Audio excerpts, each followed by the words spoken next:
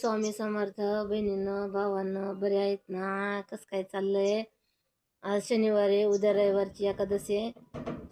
सोमवारी दाढी करीत नाही. मंगळवारी पैसे देऊन लावल, काय प्रॉब्लेम नाही. कमेंट काय असे करू नका बाबा, दाढी करून आण म्हणून अजून भारी दिसन. पण ते आता अडचणी आल्यामुळं त्याला काही करू शकत नाही. आणि ते बी श्रावण सोमवार पाळायचं म्हणतंय, त्याच्यामुळं ते काय मी काय म्हणू शकत नाही. त्याच्यामुळं व्हिडिओ बनायचा मुद्दा असा, गोरगरिबांनी काहीच खायला राहिलं नाही. सध्या लयच अवघड झालंय. आमची एवढीच मागणी पांडुरंगाकड, हे पांडुरंगा तुझ्याकडून काही अपेक्षा नाही.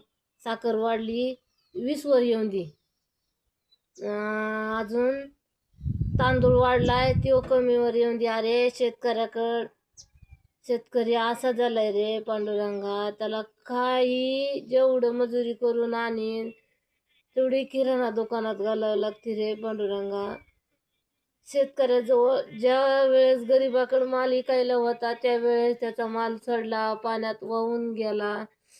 त्याच्याकडं आज कांदा नाहीये, तेव्हा आज दुसऱ्याचा कांदा बघतोय रे पांडुरंगा. त्याला किती बाजार आलाय, त्याच्याकडे ठेवायला जागा आहे. ज्याच्याकडे ठेवायला साधन नाही, तो मजुरी करून कष्ट करतोय ना. त्याच्याकडे ज्या वेळेस ठेवायला पैसा नव्हता ना, त्यावेळेस मालाला बाजार नव्हता. आज ज्याच्याकडे कांदा आहे त्याच्याकडे 60 रुपये किलो कांदा झालाय रे. तुझा कसला असला नाही रे पांडुरंगा. करतो काय निसता कटेवरचे हात, कमरावर हात ठेवलेत. जरा वर लाव ना, जरा मालाला बाजार दे. काय अरे, गॅसची टाकी 600ला होती, 1200ला झाली. तेलाचा डबा 1500ला होता, 2500ला झालाय. तेलाची पिशवी 100ला होती, 150ला झाली आहे. साखर होती 40 रुपये, एक साखर झाली 70 रुपये. तांदूळ होता 50 रुपये, तांदूळ झालाय 80 रुपये.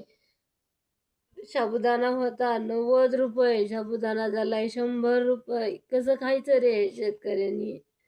शेतकऱ्याच्या कुठल्या मालाला बाजार नाही. त्यांनी गहू ज्वारी पिकवली की नेऊन नुसतं उभं राहायचं भामट्यावानी. त्याच्या मालाला बाजार नाही. स्वतः अधिकार नाही त्याला की मीही करावा म्हणून, पिकावा म्हणून. काय राहिलंय रे शेतकऱ्याचं? काय नाही रे पांडुरंगा. करतो काय तू नेमकं? तुझं चाललंय काय? करतोय काय तू? तुझं चाललंय काय? तू कसं सगळ्याच्या भावना शिकवतोय रे शेतकऱ्याच्या?